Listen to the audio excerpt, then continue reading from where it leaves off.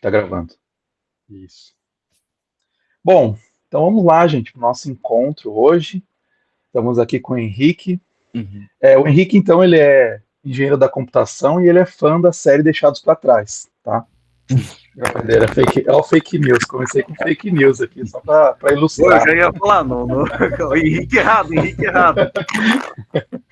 Não, o Henrique, então, tá o texto lá. Henrique, você pode até complementar aqui ao que eu vou dizer, né, que está lá. Ele Tá. é bacharel em teologia pela Universidade Luterana do Brasil, mestrando em teologia, não sei se já terminou, acho que já terminou, né? Uhum. 2013, né? Que é o texto, né? Uhum. Então, já terminou, defendeu, foi bem sucedido. Tudo certo. Legal, então, mestre em teologia lá na Este, e tem esse interesse aí nessa intersecção, como a gente percebe, né, pelo texto aí, entre teologia e política, né? Então, Uhum. esse texto que a gente leu também, e então vamos ouvir de você, Henrique. Fique à vontade aí também para complementar alguma informação aí da tua formação e É, pode falar. no ano que eu escrevi o texto, enfim, foi publicado, foi o ano que eu defendi a minha dissertação, e foi a respeito da intersecção entre o livro de Apocalipse e teologia política, né? Ou o livro de Apocalipse como uma fonte para a construção de teologia política, né? E agora eu estou fazendo doutorado em filosofia pela Unicinos e estou trabalhando exatamente um dos tópicos que aparece no texto, que tem mais a ver até com a metodologia ou a matriz epistêmica da minha reflexão e da minha tese ali no texto, que é a epistemologia política. Então, a minha tese de doutorado também vai ao encontro desses temas, pelo menos indiretamente, especialmente sobre a relação entre o discurso religioso, a esfera pública e assim por diante. Então, essa aí é a minha formação, sou mestre em teologia, agora estou no processo de doutoramento em filosofia. E, bom, como você já sabe, eu sou Henrique, sou de Novo Hamburgo, Rio Grande do Sul, eu não sei. Eu tô com alguma dúvida se esse grupo aqui é só de gaúchos ou é um grupo de pesquisa geral, eu não entendi isso muito bem. Geral, Geral? geral, Brasil inteiro, Brasil Então inteiro. tá. Eu sou, por exemplo, do Paraná, né? Aqui, o Marco É, Daniel do Paraná, mas tem Brasil inteiro. que legal. E quando eu recebi o e-mail solicitando esse momento de apresentação e comunicação aqui do meu texto, tal, eu fiquei muito feliz, porque é um texto bem importante para mim. Tem um insight que eu acho que sobretudo é o que é mais importante no texto mesmo, assim, que permanece para mim em termos de relevância e que eu uso e estimulo as pessoas também a usar como uma chave de para interpretar a situação atual da relação entre cristãos e práticas no meio político, especialmente evangélicos, né? Que é de onde eu parto, eu sou evangélico, enfim, e tenho aqui também, experiencio, né, na minha vida, uma série de situações que o texto toca também e que o texto me ajuda a refletir sobre elas. Tem um barulho da rua aqui, eu não sei se vocês estão ouvindo, está atrapalhando, não? Tá bom. Eu só vou fechar ali um vidro aqui para não me atrapalhar, tá? Só um pouquinho. Tranquilo, tranquilo. Que legal lá, Unicinos, filosofia. Muito bom. Então, É, gente, eu até ia perguntar, porque eu vi que o Henrique estava no grupo de filosofia da Unicinos, daí eu falava, eu tô lá também, né? Só que eu tô só de feliz, né? Porque eu tranquei o curso, pretendo voltar ano sim. que vem. Pois é, eu vi que você estava lá e eu ia até perguntar sobre isso. Mas é isso aí, então, eu tô no meu terminando o segundo ano de doutorado, e tem sido uma experiência bem abençoadora também, enfim, tem a ver também com a minha pretensão de seguir carreira acadêmica, e se Deus quiser, eu vou conseguir prosseguir nesse desejo, nesse objetivo. Bom, mas indo para o texto, que é o que nos importa aqui, é interessante que a semana passada a gente estava presenciando o julgamento entre outras coisas, que tem a ver com esse ato ali do dia 8 de janeiro, se não me falha a memória. Foi 8 de janeiro, né? Em que invadiram o Congresso. Bom, de qualquer maneira, em 2023, né? Foi 2023? Isso, foi em 2023. E naquela época ali eu tava... Porque depois da eleição do Lula ali, teve toda aquela mobilização, né, de boa parte dos partidários do Bolsonaro, eleitores do Bolsonaro, e aqueles acampamentos na frente dos quartéis, etc., e enfim. E eu não estou nem fazendo aqui nenhum juízo de valor, não é essa a questão sobre quem é melhor, quem é pior, o que eu acho disso, eu acho daquilo, nem de direita nem esquerda. Eu só estou avaliando que, independente disso, a gente viu, e isso é um fato notório, o número massivo de fake news naquela época, e fake news que foram usadas para construir exatamente teorias da conspiração, sobre uma eventual tomada de poder, reversão da eleição, algum tipo de mobilização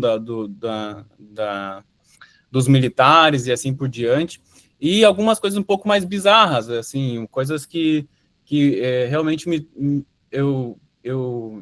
em primeiro momento eu ria, achava cômico, e depois eu ficava um pouco mais reflexivo, assim, que é um grupo de pessoas com o celular na mão fazendo o gesto para, eventualmente, se fosse o caso de ter algum grupo alienígena vendo aquela situação. Isso tem vídeo, né? É uma coisa assim que a gente pensa, não, isso aqui é piada. Mas aquelas pessoas ali, elas estavam tão comovidas por uma série de afetos e de percepções e de desilusões que é possível, sim, que pessoas, inclusive sensatas, vulnerabilizadas por essa condição, se sujeitasse a esse tipo de ação e por algum momento acreditasse, ou parte delas acreditasse, que isso poderia ser de alguma maneira possível, assim. E, enfim, e toda aquela história de esperar 72 horas e tudo mais. Esse conjunto de narrativas, esse conjunto de notícias falsas, de fake news, que compuseram teorias da conspiração dentro desse espaço de tempo, de certa maneira contribuíram para, inclusive, o 8 de janeiro, e aquilo me comoveu a escrever sobre isso, porque eu comecei a refletir por que os evangélicos, boa parte dos evangélicos, eles têm essa facilidade de acreditar em teorias da conspiração e de acreditar, portanto, né, em fake news. As duas categorias, eu vou explicar um pouco melhor depois, não são absolutamente equivalentes, mas estão em uma conexão interessante e importante, né, enfim. Mas eu comecei a refletir exatamente sobre isso, porque os evangélicos têm essa inclinação. Alguém poderia dizer que essa minha percepção, ela parte de um lugar errado, porque eu posso fazer uma outra categorização. Talvez a questão não tenha a ver com evangélico, com cristão no geral, tenha a ver talvez com um recorte da sociedade específico, com uma delimitação social, geográfica, ideológica, e talvez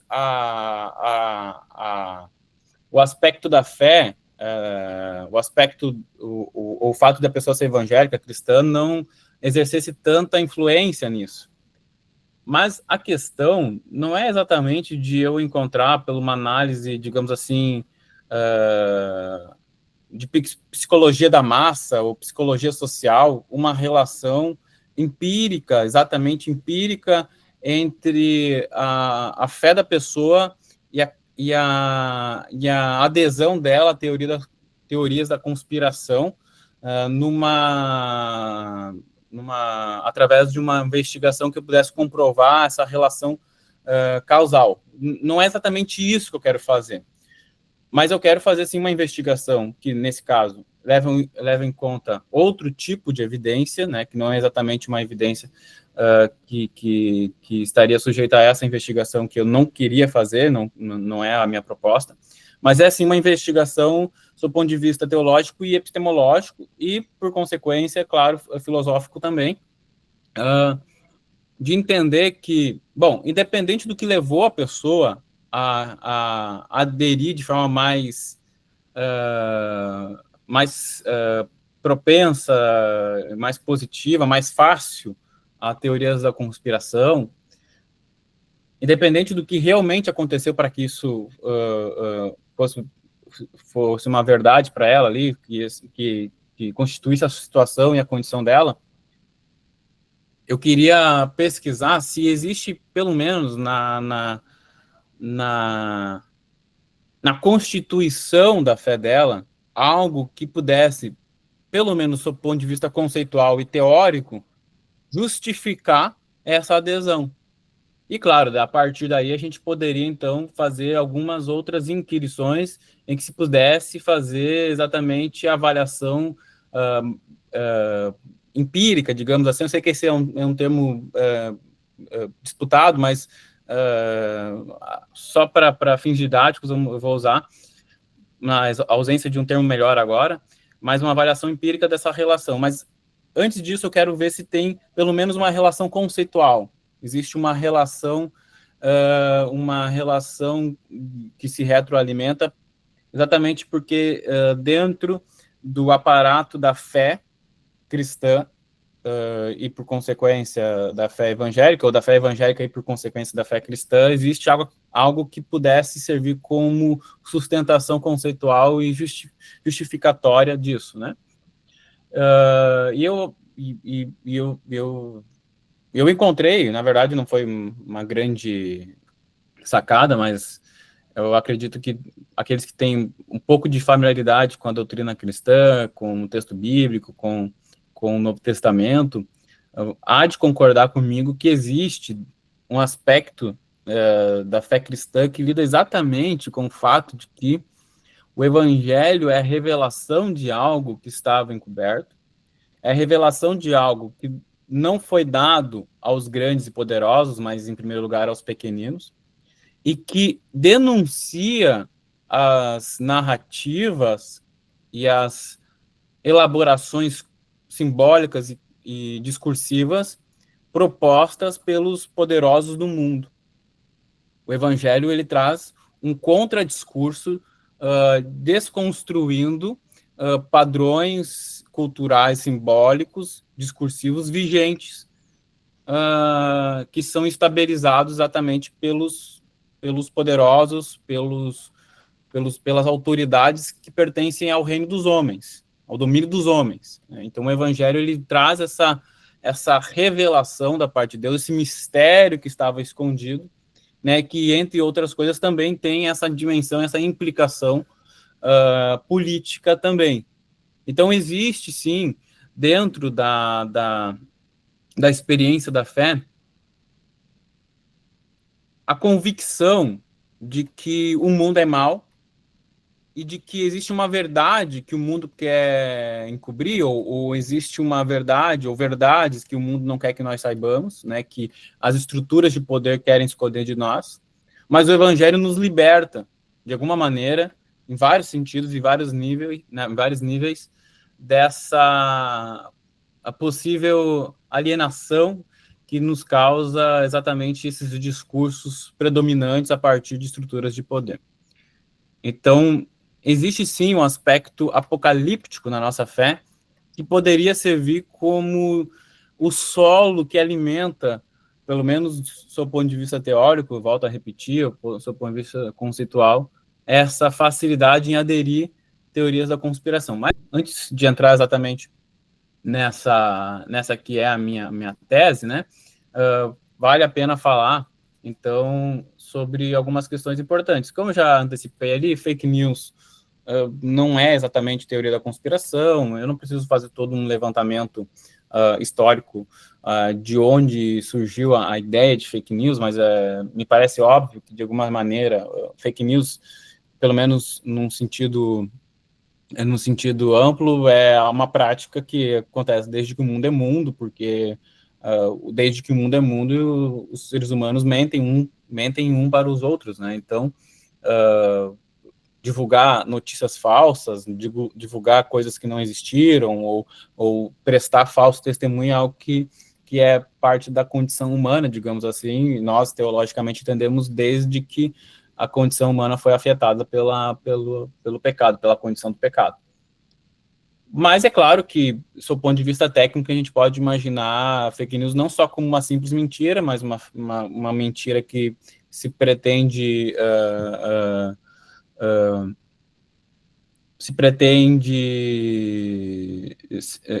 ser usada dentro de veículos de comunicação, né, para se passar por notícias verdadeiras, né? Então tem essa ideia de ser uma mentira, mas uma mentira que é contada a partir da perspectiva daquilo que vem da mídia, daquilo que vem da publicidade, daquilo que vem dos meios jornalísticos e comunicativos, enfim, e que normalmente tem uma adesão justamente porque ela é construída com base em algumas verdades, distorce outras e introduz elementos que não são verdadeiros, né, dentro dessa notícia. Então, por isso que ela facilmente pode, claro, ter uma intervenção importante na maneira em que nós lidamos com o mundo, porque tem esse potencial de enganar, justamente porque foi construída deliberadamente para enganar, né? Então,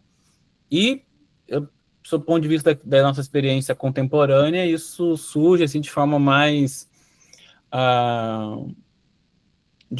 intensa, claro, com os avanços tecnológicos, com um fluxo absolutamente intenso de informações, e o uso do conceito, o uso do termo fake news, ele se torna mais popular ainda a partir ali das eleições de 2016 nos Estados Unidos e tal. E aí, além da coisa, o termo vem acompanhado, e por isso se fala mais hoje sobre fake news, espalhar fake news e as produções diversas, deliberadas de fake news. Teoria da conspiração, de certa maneira, o que eu falei sobre fake news pode servir também para teoria da conspiração. Em certo sentido, é algo que existe desde sempre, mas o termo ele se torna popular e ele adquire certa substanciação conceitual a partir ali da morte do John Kennedy, né, o presidente dos Estados Unidos, que foi assassinado, vocês sabem, né? E aí dali surgiu várias teorias, que foi a CIA que fez isso, e na época muitos jornais trataram isso como teoria da conspiração, né? Essas teorias que não aceitavam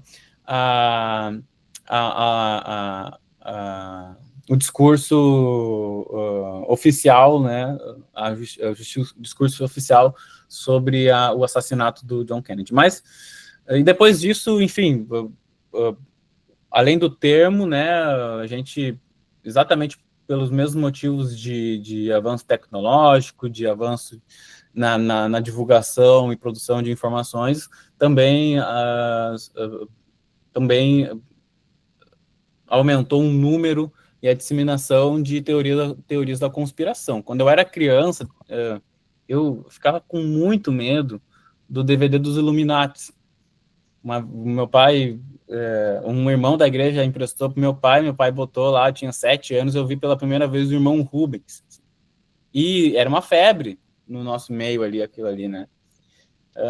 É claro que, com o tempo, as pessoas desacreditaram daquilo e tal, mas foi meu primeiro contato, assim, que eu me lembro mais concreto, não só com uma, mas com várias teorias da conspiração.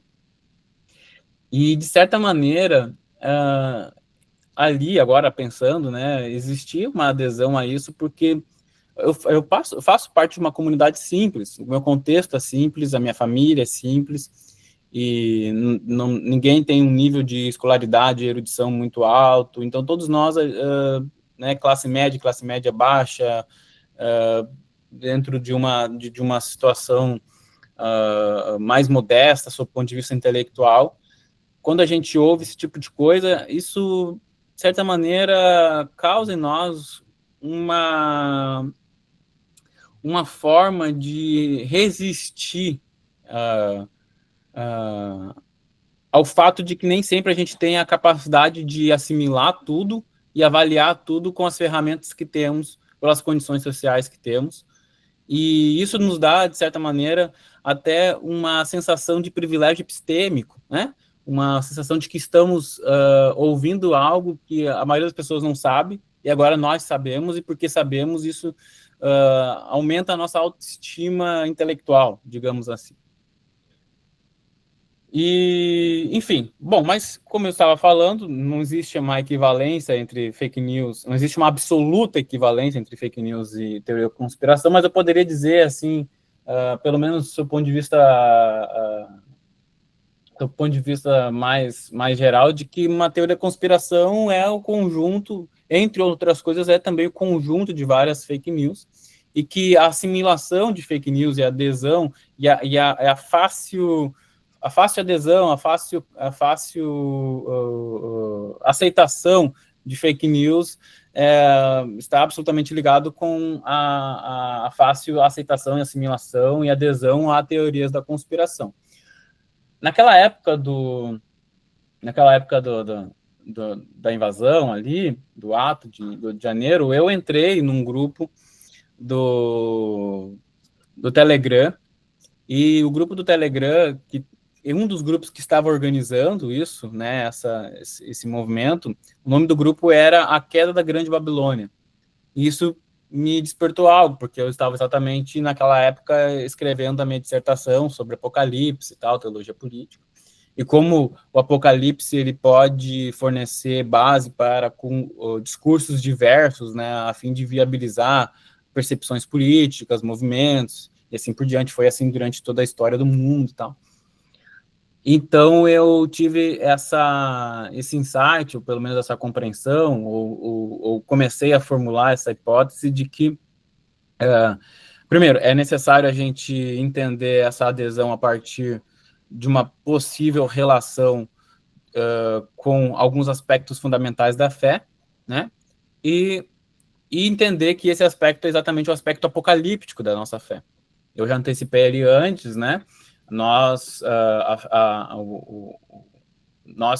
que aderimos ao Evangelho, que somos cristãos, nós estamos lidando, de alguma maneira, né, com uma mensagem que é uma mensagem que, quando foi trazida a fim de contrapor os discursos, as ideologias, os pensamentos vigentes daquela época. Como eu já mencionei, mas foi o que o apóstolo Paulo diz em Colossenses, né, um mistério que nos foi revelado.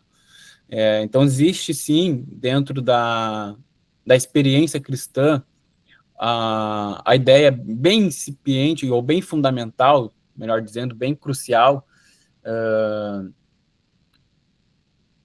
exatamente da nossa experiência, de que estamos aceitando e recebendo uma mensagem que era um mistério, né, mas que pelo Espírito Santo nós podemos receber isso, né, só pelo poder do Espírito Santo, inclusive, é ele que ilumina a nossa mente para que não só entendamos o Evangelho, mas que tenhamos ele como uma convicção.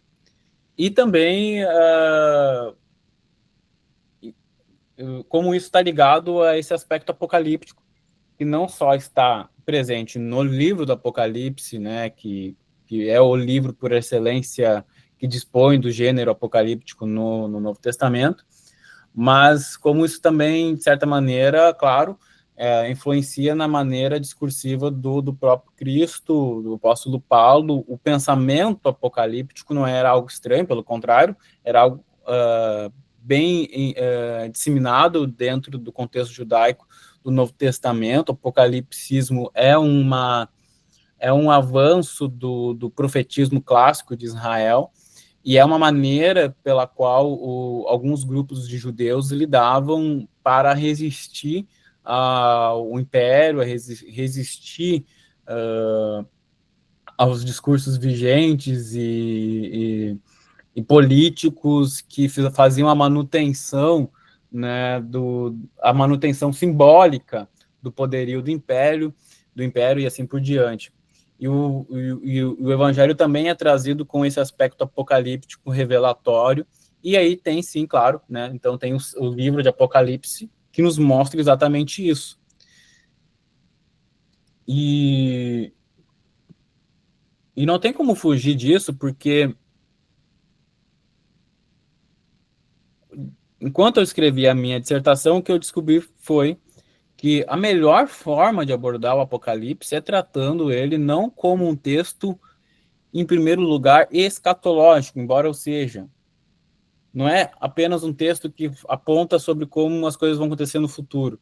Mas, antes de tudo, é um texto revelatório, né, a fim de desvelar, sob o ponto de vista espiritual, sob o ponto de vista celestial, as estruturas terrenas, as estruturas do reino dos homens, as estruturas de poder. Então, essa é a melhor forma de entender Apocalipse. Aliás, a palavra Apocalipse no grego é exatamente isso, né? Revelação. E academicamente, a melhor maneira de encarar, mais coerente, é encarar o Apocalipse como um texto que, antes de ser um texto escatológico, é um texto revelatório. E aplicar o Apocalipse da melhor maneira possível, pelo menos do meu ponto de vista, é aplicá-lo a partir disso, como um texto que nos dá ferramentas para ler o mundo a partir de uma perspectiva celestial, a partir da perspectiva da visão de João, a partir de uma perspectiva que nos desvela estruturas escondidas, dinâmicas espirituais que estão por detrás dos eventos e dos fenômenos políticos que se repetem, né? Que se repetem durante a história. Então, existe uma certa arqueologia espiritual por detrás da sucessão de eventos políticos históricos do mundo e que nos serve, inclusive, então, em virtude disso, como uma ferramenta para nós interpretarmos isso. Então, eu trouxe ali algumas citações do texto, de um referencial teórico que serviu como base para isso, Richard Bauckham, a Adela Collins, que são estudiosos bíblicos e que lidam com o texto apocalíptico, lidam com o texto de Apocalipse de João e também lidam com apocalipsismo no geral. E, em primeiro lugar, então, eu quero afirmar isso. Eu quero afirmar que não só pelo Apocalipse, mas também pelo Apocalipse de João, a gente precisa estabelecer de que a fé cristã ela tem como um aspecto fundamental o fato de ser uma fé apocalíptica, né? E que entende, sim, que existem estruturas escondidas, existem dinâmicas veladas que não estão disponíveis,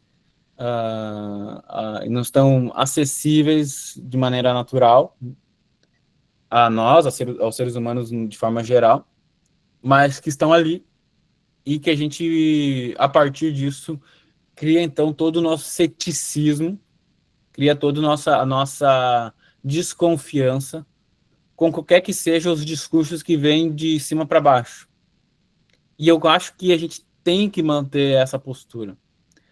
Só que, se nós usarmos isso como uma forma de alimentar a nossa adesão àquilo que é descaradamente teoria conspiratória e fake news, então a gente está fazendo um mau uso, digamos assim, desse aspecto apocalíptico da nossa fé.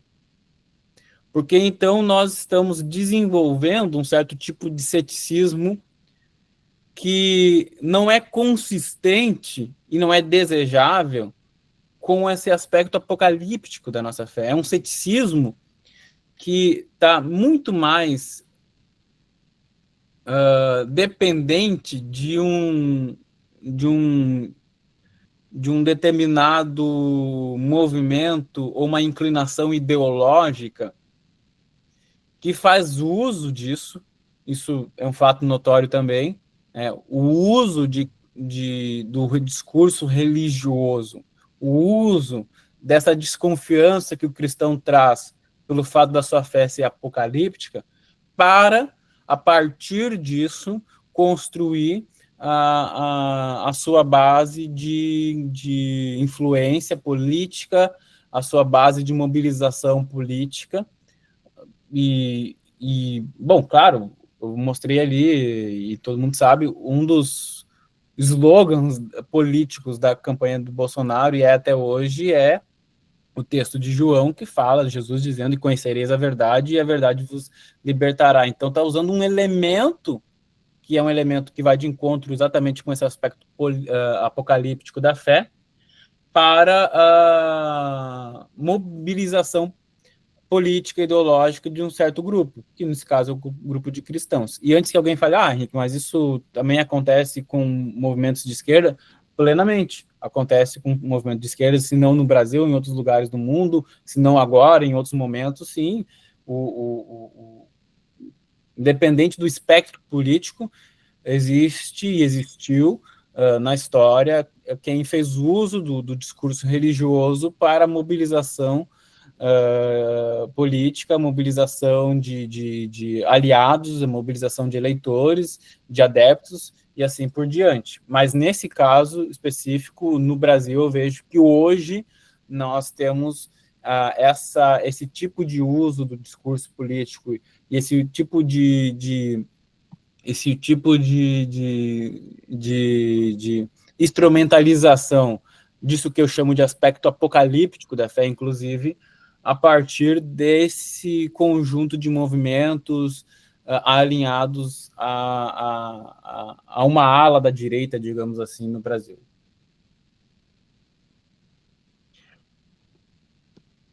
Então, gente, qual que é a solução diante disso? A minha solução na minha dissertação foi fazer uma melhor exegese e aplicação do livro do Apocalipse.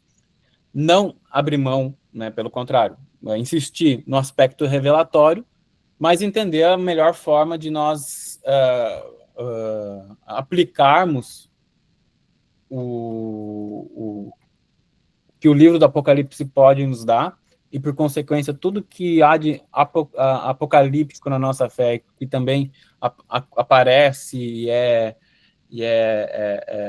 de certa maneira, usado em outros textos do Novo Testamento e que se revela também em outros textos do Novo Testamento, para a nossa compreensão política das coisas, para o nosso posicionamento político como cristãos. Então, aqui não tem nada a ver com como uma melhor aplicação, exegese do livro de Apocalipse, e, por consequência, um melhor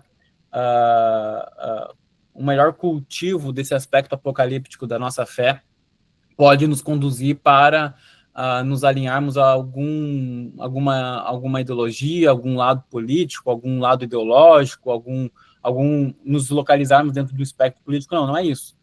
A minha questão aqui tem mais a ver com uma postura epistêmica, uma postura pessoal frente aos movimentos políticos diversos,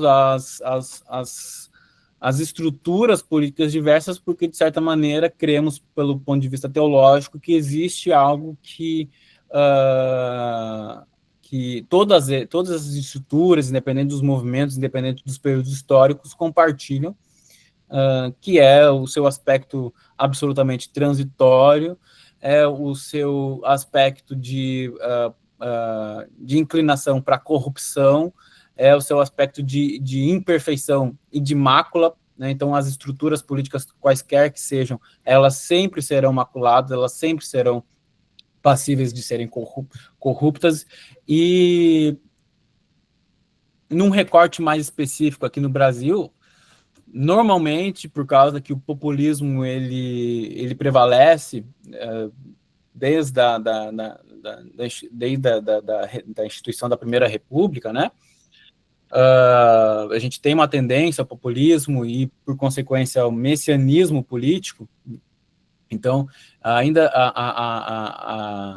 exatamente por isso, eu acho que é preciso reforçar uma postura epistêmica mais consistente para avaliarmos quaisquer que sejam os movimentos dentro da estrutura política e pública da qual nós nós dependemos, né, e diante da qual nós estamos expostos. Por isso que eu trabalhei com a ideia de epistemologia política, mais voltado para a possibilidade de entendermos virtudes políticas, virtudes epistêmicas, dentro da nossa capacidade de compreensão, assimilação, análise e crítica política. Em outras palavras, virtudes epistêmicas que nos ajudem a ter uma melhor interpretação do mundo político. Então, muito rapidamente, virtude epistêmica é um conceito para se referir a uma capacidade intelectual ou epistêmica que nos ajuda exatamente no processo de construção de conhecimento e de entendimento. Né?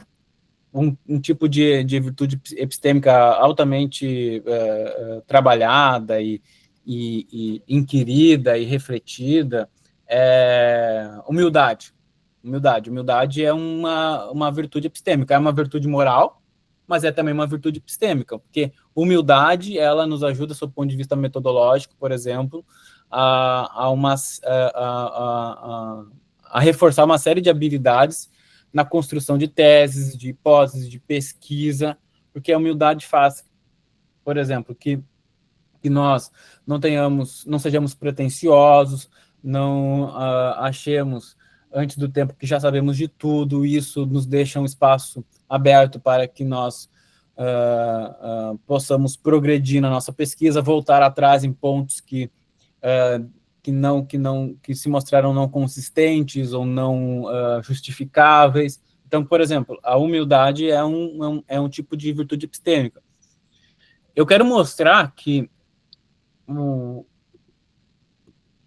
o aspecto apocalíptico da nossa fé, ele, se por um lado pode servir para alimentar um vício epistêmico, que é acreditar em teoria da conspiração, em fake news com muita facilidade, quando melhor elaborado, né, ele pode, na verdade, alimentar uma virtude epistêmica.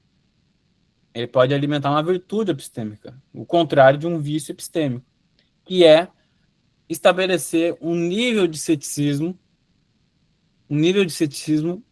que, conforme eu explico ali e defendo, para mim é absolutamente saudável para qualquer um que pretenda fazer análise, interpretar e recepcionar o mundo político e se envolver, inclusive, dentro da esfera pública e produzir discurso e argumento dentro da esfera pública e avaliar discursos dentro da esfera pública.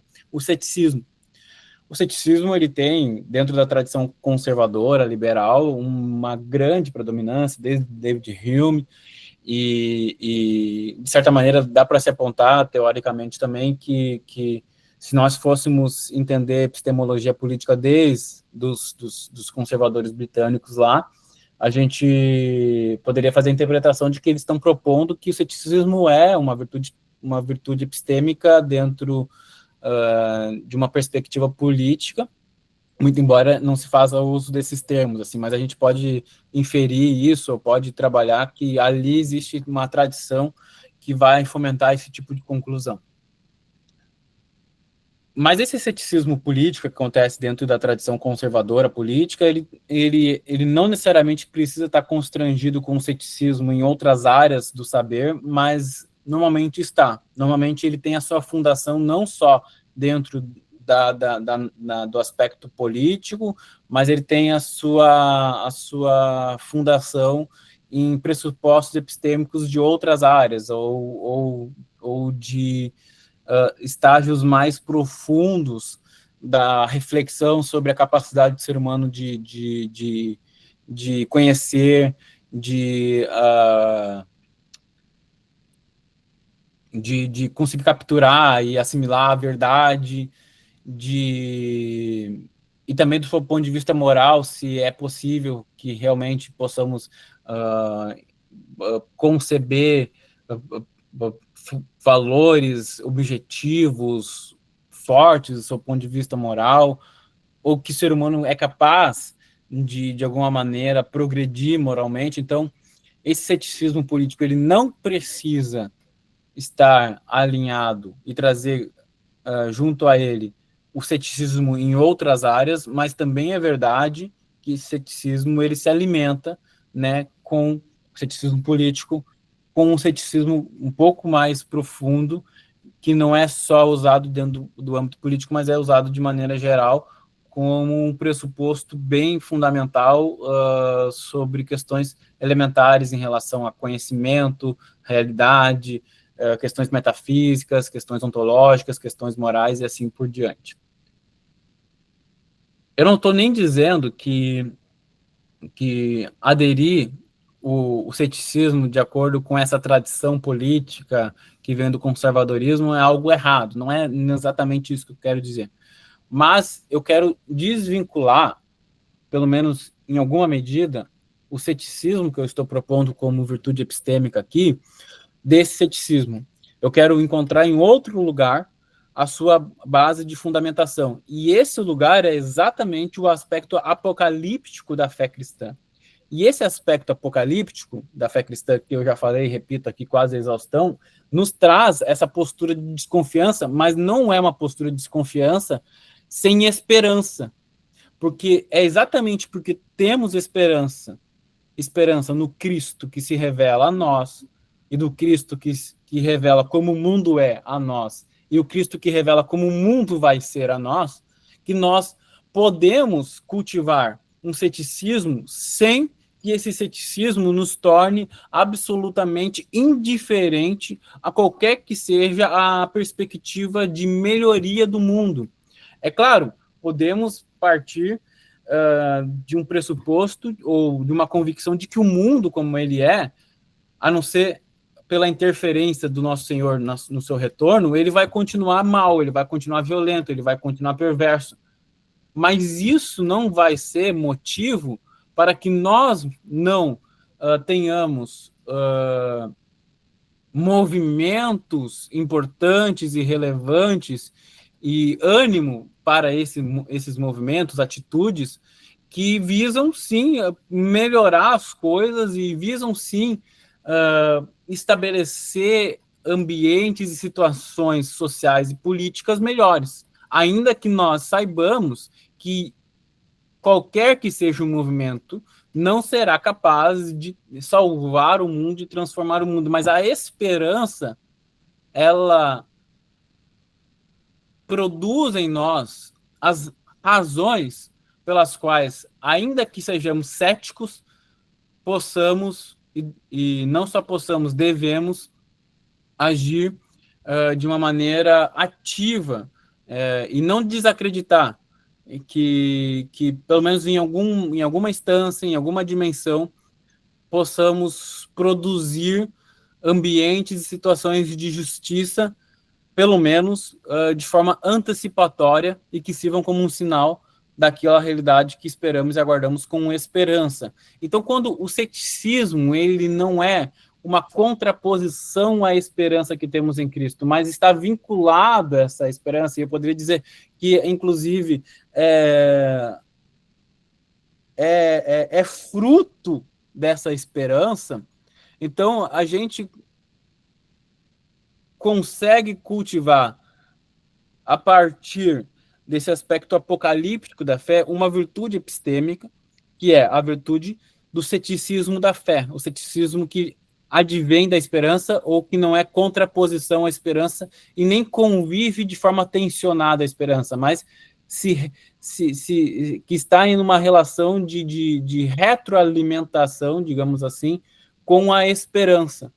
E isso também nos causa a absoluta tranquilidade, se é que eu posso usar esse termo, mas uso aqui, tranquilidade de não aderir de forma rápida quaisquer discursos que sejam.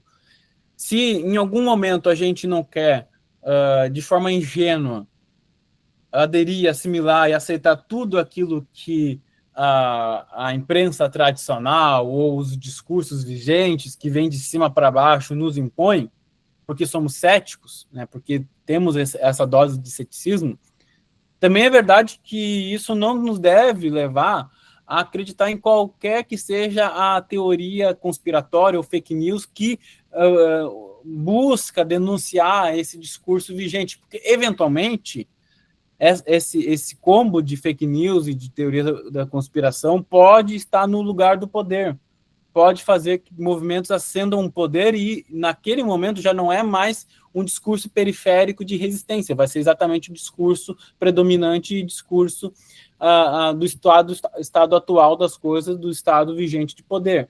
Então, por isso que a gente não pode aderir, e não deve aderir de forma rápida e fácil a teorias conspiratórias e a fake news em virtude desse ceticismo, mas, pelo contrário, esse ceticismo vai nos manter vigilantes em relação aos discursos predominantes, mas também vai nos deixar absolutamente munidos contra os discursos e as teorias conspiratórias de fake news, que, no final das contas, tem uma função parecida com a função que tem o discurso predominante e que é estabelecer uma paisagem, uma leitura ou uma visão do mundo que não é a visão real, que não é não é exatamente o retrato real do mundo como ele é. Mas como estamos numa condição, vivemos a partir de uma condição de pecado, vivemos a partir de uma condição de um mundo que é cruel, que é ruim, que é maldoso, que é corrupto. Somos vulneráveis, todos nós, cristãos ou não, àquilo que dizem a nós e a esse fluxo enorme de informações.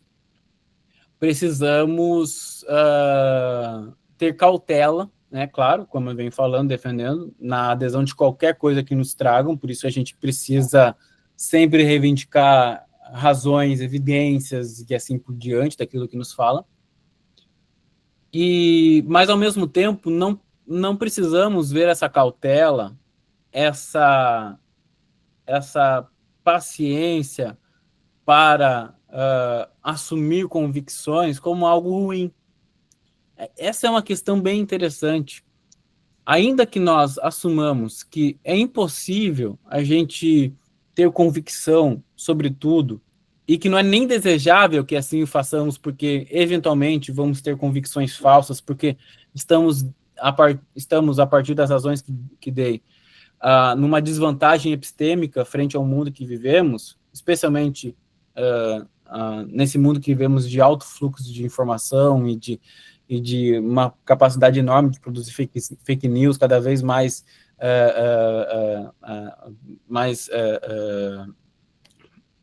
parecidas com a verdade, mais fáceis de serem usadas para o engano, etc. Manter essa calma, manter essa restrição não é algo ruim, não é algo ruim. Pelo contrário, vai nos fazer pessoas mais independentes, vai nos fazer pessoas mais firmes, pessoas que realmente aderem a um comportamento eficaz do ponto de vista de resistir, né, àquilo que querem nos empurrar, aquilo que querem nos convencer. E a partir dessa paciência, dessa calma e desse reconhecimento da nossa vulnerabilidade, nós podemos, com o tempo, cultivar convicções reais, cultivar convicções mais embasadas, ou convicções que realmente têm uma relação de coerência, de consistência com a realidade, e podemos acessar e adquirir aquilo que o Byung-Chul Han fala a respeito da verdade, em contraposição à informação, né? E a verdade, Byung-Chul Han fala, é algo que não vem assim de forma fácil, é fruto de cultivo, é fruto de semear e cultivar, e com o tempo a gente vai adquirindo clareza. Agora, ajuda nesse processo de calma, de desconfiança, de ceticismo, o fato de que, se é verdade que nós não vamos adquirir verdades com a maior facilidade do mundo, por todas as razões que eu já listei, a gente tem acesso e temos de posse a verdade mais importante de todas, de que Jesus Cristo é o Senhor, que ele morreu e ressuscitou, está à destra do Pai e há de voltar.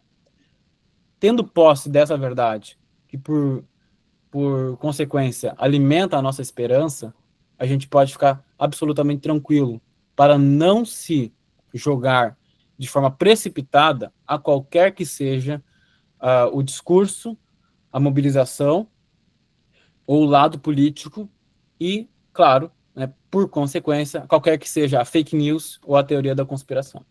E é basicamente isso que eu queria mostrar com o meu texto. Legal, muito bom. É um tema assim que realmente é bastante importante a gente pensar, né? Bastante reflexões interessantes aí que você trouxe para a gente.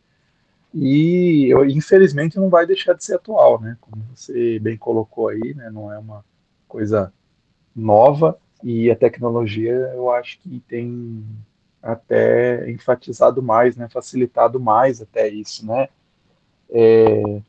Assim, vou abrir para perguntas. Eu também tenho algumas perguntas aqui, mas vou abrir aí para perguntas. Quem quiser comentário, alguma coisa que chamou a atenção no texto, na fala do Henrique hoje, podem ficar à vontade aí, gente. Olha lá, o Marco já levantou a mão. A mãozinha Pode falar. virtual aqui. Eu ia mandar uma hora aqui esse daqui, ó, o palminha, e eu apertei a mãozinha sem querer. Exclusão digital, sabe como é que é? Então, primeiramente, muito obrigado, Henrique, pela exposição. Como o Luiz falou, é um tema que nunca vai deixar de ser atual, né? Fake news existe aí faz bastante tempo, né? O que eu ia falar é o seguinte, eu estava até comentando antes de você entrar, que eu li, né, o Richard Dawkins, né, a teologia do livro do Apocalipse, você até citou na sua explanação, e como que ali os cristãos na Ásia Menor estavam passando por um processo de acomodação a uma religião do império, e João coloca aquela situação dentro de um pano de fundo maior, né, que é a história de Deus, e coloca a situação deles, relativiza a situação deles dentro dessa história de Deus. E é interessante, assim, porque a mentalidade evangélica começa a ver Apocalipse não como um texto apocalíptico mesmo, assim, como você falou, né, que já era uma literatura judaica, né, já existia outros apocalipses, mas começa a ver como um texto também apenas profético, no sentido de que, não é profeta no sentido de que é aquele que mostra as mazelas do mundo, que é também profético, Apocalipse, o Balkan fala que é carta, Apocalipse e profecia, mas no sentido de coisas que hão de se cumprir. Então, a gente vê lá o Deixados para Trás, que se cita no texto, né, que lá fez um estrago na mentalidade evangélica desgraçado. Então, a gente começa a ver essas notícias e a gente tenta dar um sentido apocalíptico ali. Não sei se vocês lembram da ONU, quando teve aquela estátua. Acho que foi em 2023 também. Colocaram uma estátua, aquela é a besta que o Apocalipse... Então, a ONU é a besta, não sei o quê, e daí já começa um problema institucional muito grande, porque a gente começa a duvidar das instituições e a maior parte das pessoas que fazem isso se dizem conservadoras, né? E o conservador, historicamente, quer conservar justamente as instituições, isso que é muito engraçado.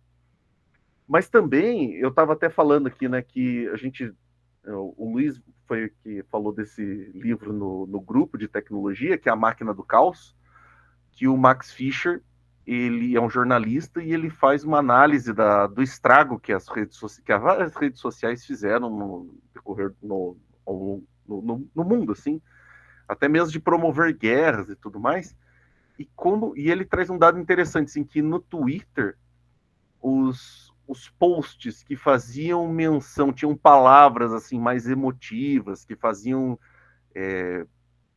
faziam com que as pessoas ficassem mais incitadas, elas tinham até 40% mais alcance.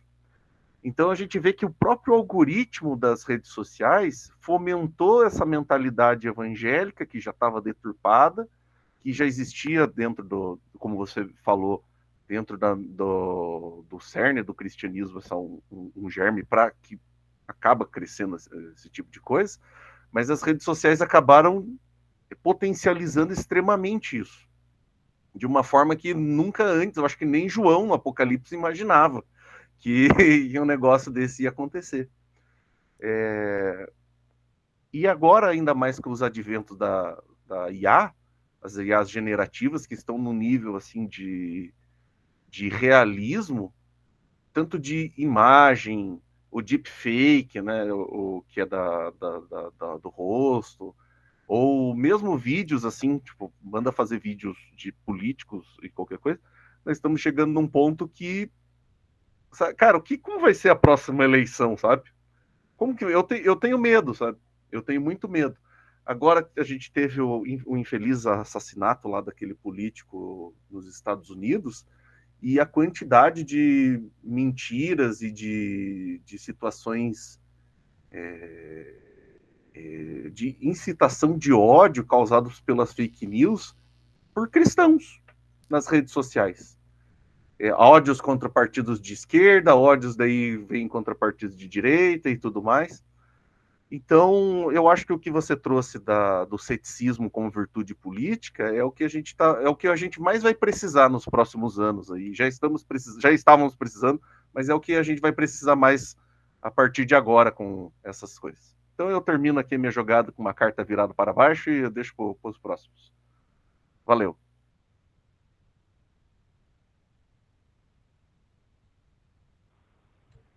Se quiser comentar alguma coisa?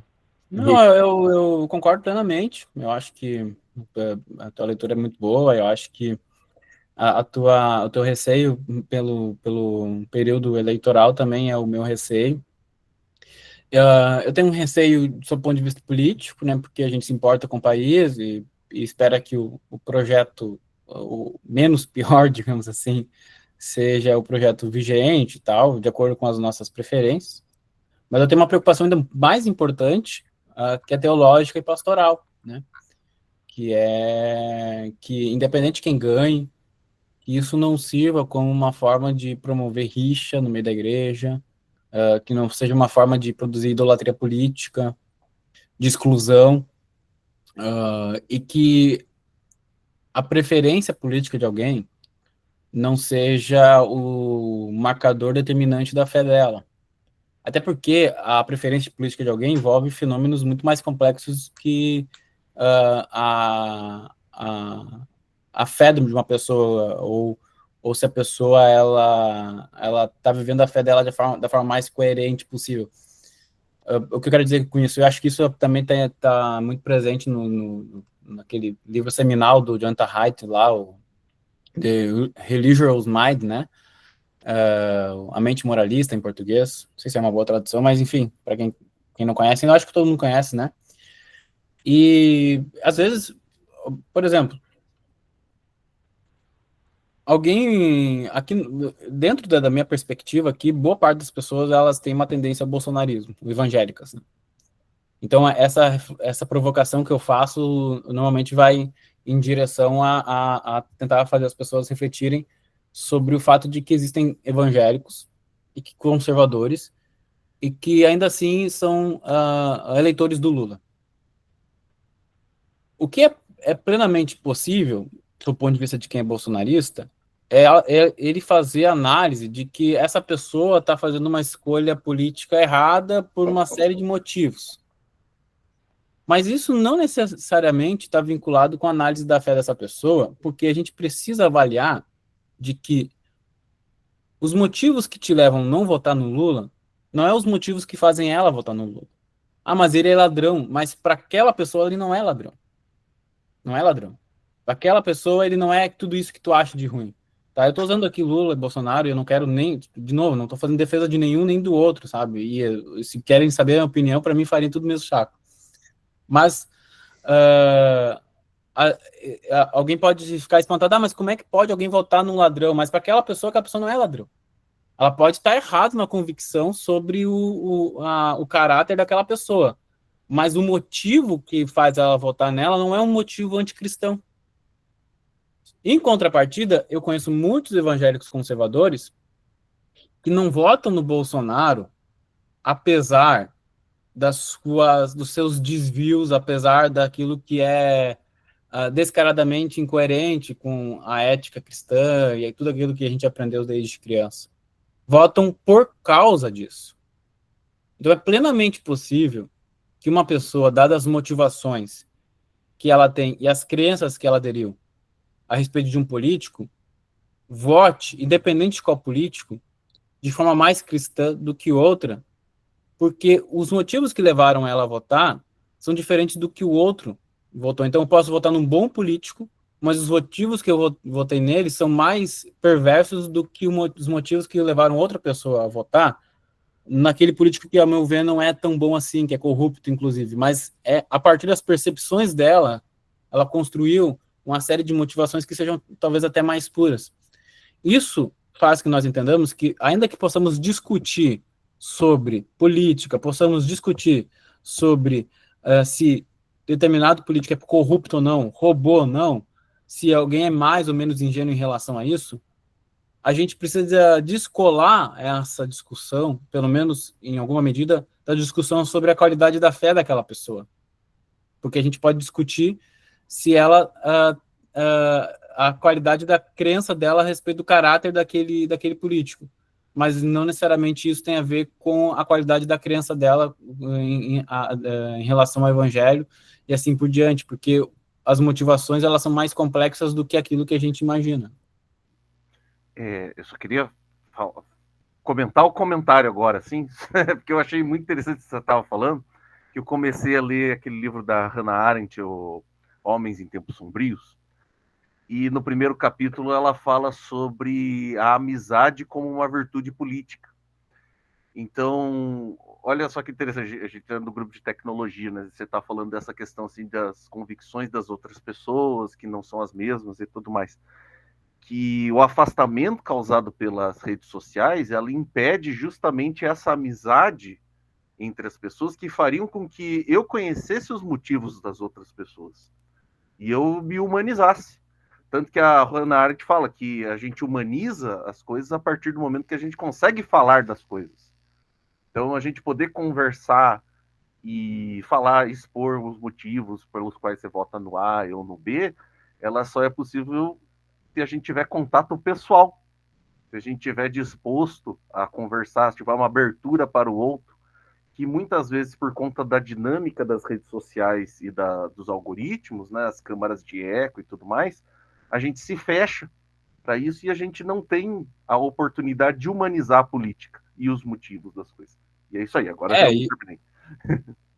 E como você falou, a rede social ela amplifica a possibilidade de eu emitir a minha opinião e você emitir a sua, mas não significa necessariamente, na maioria das vezes não é isso que acontece, a possibilidade do diálogo. Não, na verdade só tem palavras de ordem, mas não tem proposições vindo de vários lados, mas não tem o diálogo mesmo. O diálogo, a exposição sincera de ouvir e de interpretar de uma maneira cordial aquilo que eu estou falando. Tem as redes sociais, elas fomentam o acúmulo de informações, mas elas não fomentam o cultivo da verdade por meio do diálogo. Pode fomentar, mas o que a gente vê na prática não é isso, e não tem sido isso, e isso é um grande desafio, né? Eu acho assim que as redes sociais realmente elas pioraram muito, né? Até eu escrevi um texto também lá no Mundos também, né, sobre essa questão inclusive partindo da Hannah Arendt também, é uma autora que é muito legal, muito interessante para a gente pensar nessa questão política, né? Ela era filósofa política, né? E eu escrevi partindo dela para falar, quando ela fala sobre debate, né, político. ela fala, né, a gente tem que pensar, eu gosto muito dessa metáfora, né, pensar a conversa em volta de uma mesa, né, então a gente tinha que se sentar em volta de uma mesa, ela sugere isso, né, a metáfora, mas a gente pensar na prática mesmo, né, na realidade mesmo, como a gente sentar, porque as redes sociais, elas são, por todos esses mecanismos, eu acho que a gente não entende, né, muitas pessoas não entendem, a gente esquece mesmo, a gente entendendo como funcionam as redes sociais, a gente esquece, né? Eu, por exemplo, né, me policio para não, às vezes, fazer comentários, né? Numa postagem que eu discordo totalmente, porque, assim, você comenta lá, né? As pessoas que estão ali, que gostam daquela página, elas normalmente concordam, então você posta alguma coisa discordando, vem um monte de ataques, né, e tal. As pessoas têm, assim, a gente, nesse mundo polarizado, né, que a gente vive, até um clichê falar isso, né, mas a gente tem como você colocou, essas virtudes intelectuais aí, né, que a gente vai deixar, as virtudes epistemológicas, que a gente vai deixando, né, de ser humilde, né, deixa eu ouvir o outro, né. Eu estou lendo o livro lá do Miroslav Volf, né, que é Exclusão e Abraço. Sensacional, assim, né? Então, acho que tinha que, tipo, essa questão tinha que ser uma base para gente, para gente estudar, para a gente pensar, inclusive nas nossas igrejas, né? A gente conversar sobre isso, né? Conversar sobre é, o outro, né? De respeitar o outro, de ouvir a opinião do outro, né? E sabe o que é interessante? Que na minha experiência no mestrado, agora também lá no doutorado, eu lido com pessoas, converso com pessoas, convivo com pessoas que têm opiniões absolutamente diferentes das minhas, em vários sentidos, filosóficas, políticas, religiosas e tal, e que pode ser que, eventualmente, numa rede social, eu poderia até, se eu me permitisse isso, brigar com aquela pessoa, fomentar um ódio, um ressentimento em relação àquela pessoa, mas no convívio presencial, a relação muda completamente e se tem uma relação absolutamente cordial com essas mesmas pessoas que, por causa do mecanismo da rede social que emite, né, ou melhor, omite a questão do tom da voz, da profundidade, daquilo que só o evento concreto pode nos dar, da pessoalidade que só o evento concreto pode nos dar, a gente se permite mais facilmente deixar que os nossos ânimos eles acabam ascendendo enfim, e eu acho isso muito curioso, porque daqui a pouco eu vou ali mandar uma mensagem para alguém que fez um comentário absurdo, ao meu ver, mas se eu tivesse diante daquela pessoa, talvez não teria nenhum tipo de animosidade, assim, sabe? É claro, às vezes surge, mesmo em situações presenciais, uma certa animosidade, mas é um nível bem menor, né? Eu acho que isso deveria sugerir para nós uma reflexão que não é, para mim, não é eficaz militância, na maior parte das vezes, militância digital.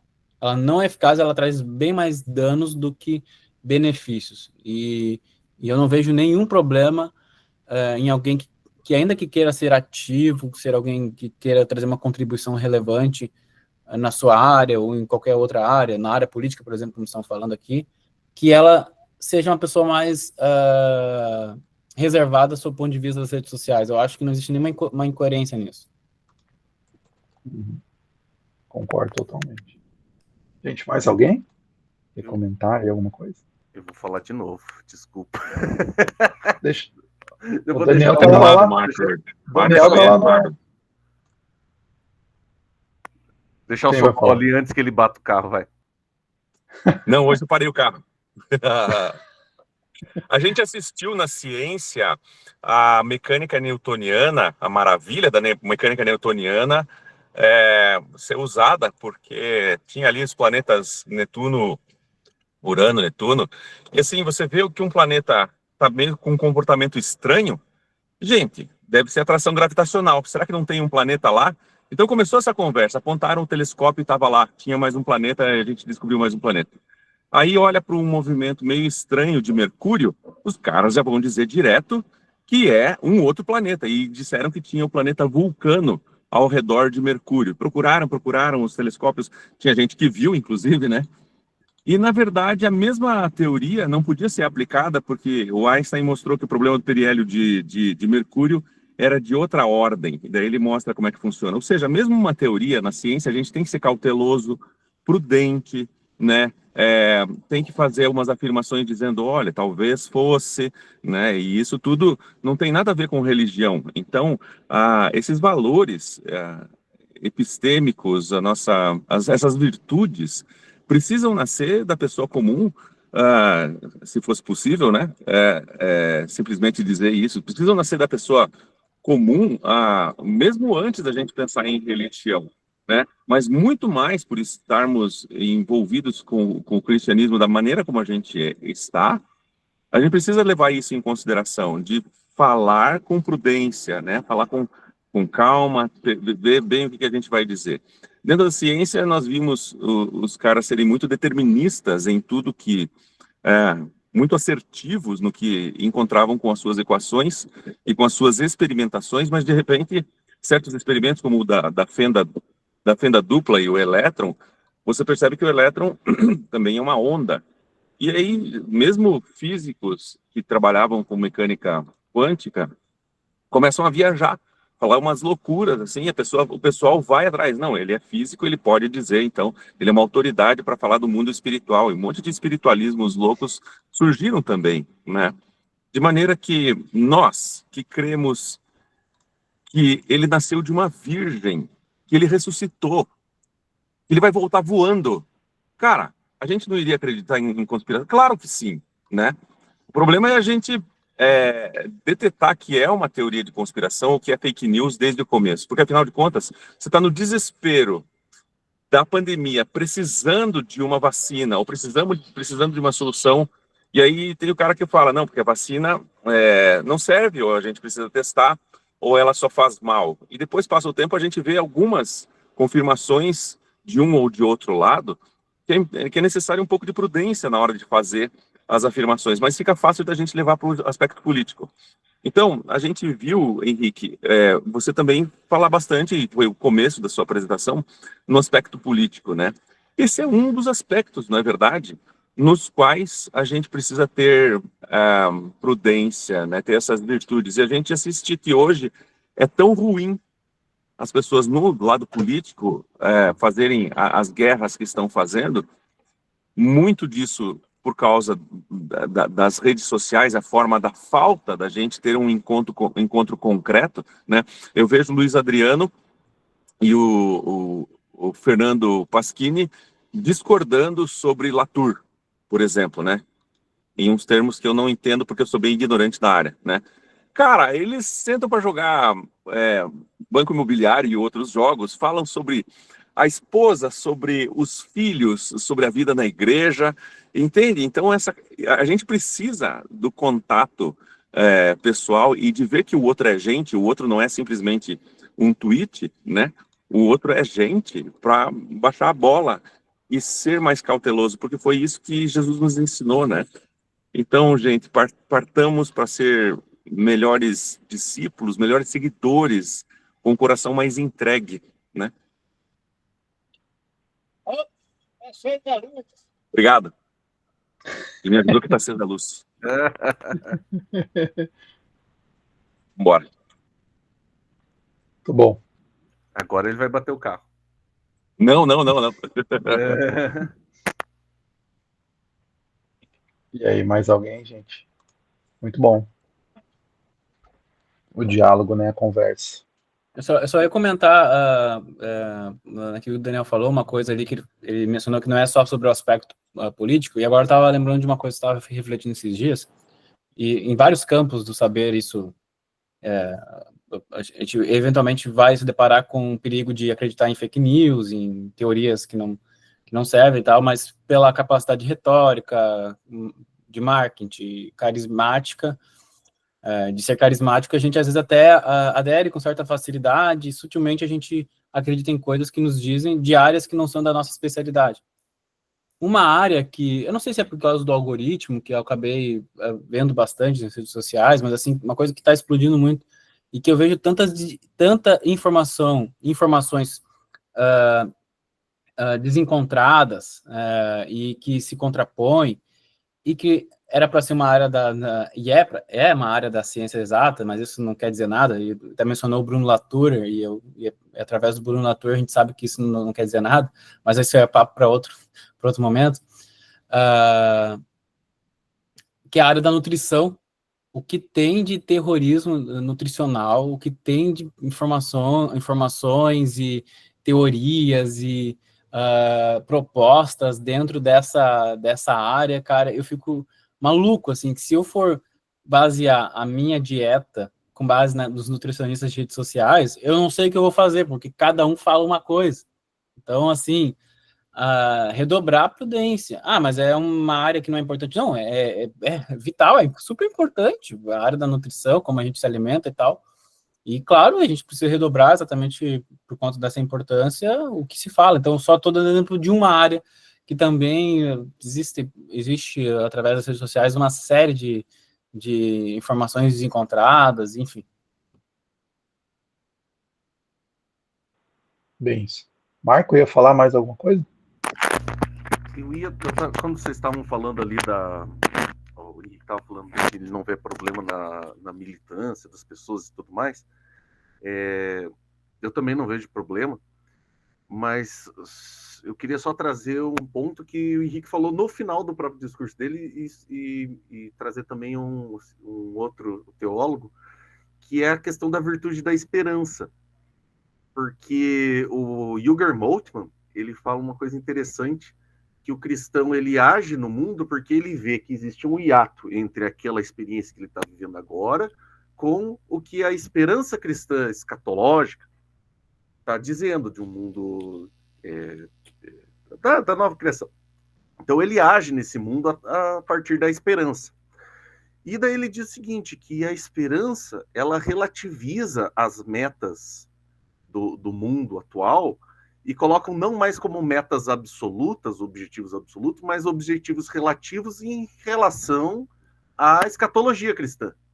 Então a gente sabe, por exemplo, a gente pode atuar no mundo através da política, das redes sociais e tudo mais, mas desde que a gente não perca de vista a esperança cristã, que não é a nossa força que vai trazer a nova criação, é a ação do Espírito Santo, é a ação de Deus e tudo mais. Podemos ser instrumentos de Deus? Podemos ser instrumentos de Deus e devemos ser, mas não é a nossa ação que vai fazer isso. Nós temos que ter esperança no Cristo ressuscitado. Então, só esse é o ponto. Então, a esperança também como uma virtude, juntamente com o ceticismo, juntamente com a amizade, juntamente com o amor, comunhão, nessa era das redes sociais.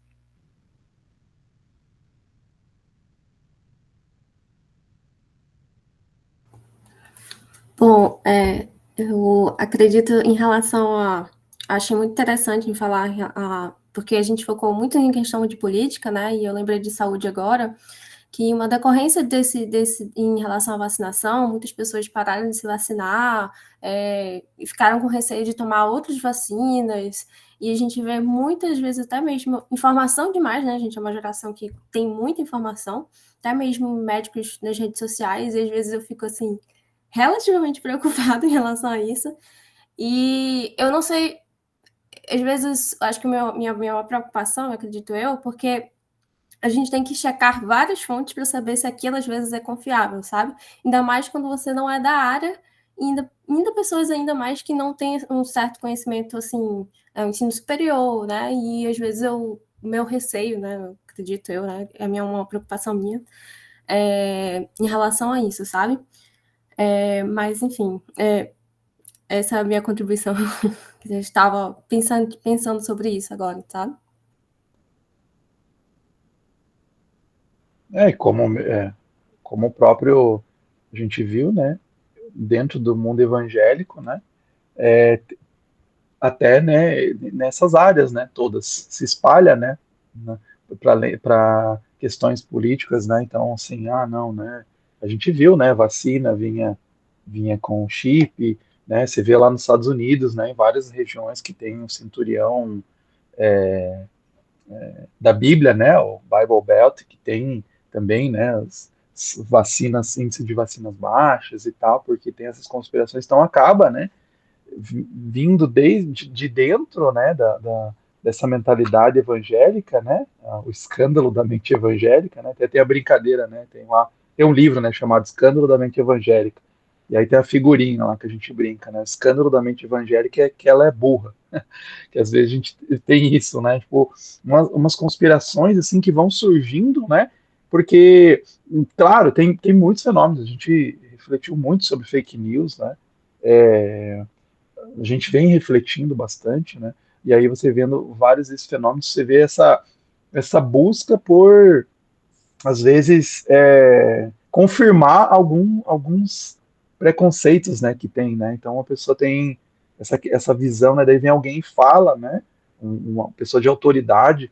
para aquelas pessoas, né, fala alguma coisa e a pessoa aceita, né, acata, não, realmente, né, estão com conspiração, né, estão querendo nos matar, estão querendo... Esses dias eu estava falando, né, em sala de aula, não, o aluno veio assim, em poucos minutos, ele foi falando, assim, ele acreditava em todas as conspirações, assim, que aquecimento global não existia, que a AIDS foi inventada em laboratório para controle da população, né, o Covid também, né, acho que Terra plana ele não falou, mas acho que, até brinquei, né, acho que se desse uma insistida a mais, acho que ele teria revelado, assim, né, então, e você vê, assim, que além dessa questão, né, que o Henrique colocou muito bem, né, esses elementos aí, né, de humildade, da prudência, acho que falta muita prudência, né, hoje. Eu fiquei lembrando muito, um dos baluartes do conservadorismo, principalmente nos Estados Unidos, né, o Russell Kirk, outro Kirk, né, tem um livro chamado A Política da Prudência, né, então o conservadorismo era uma dessas marcas, né, ter a prudência, né, porque realmente, né, por que a gente vai, né, acatar rapidamente uma mudança, né, então tem essa coisa, né, de vamos conversar, vamos pensar, mas acabou isso, né, não tem essa prudência mais, né, realmente né, aquela coisa de, né, né, vamos acatar essas ideias loucas, né? Então você vê que se espalhou muito e isso tem feito muito, muito mal, né? Para além do campo da política, né? Até na saúde, como a Marisa colocou. Mais alguém, gente? Tem algum comentário? Uma pergunta? Estamos chegando ao fim.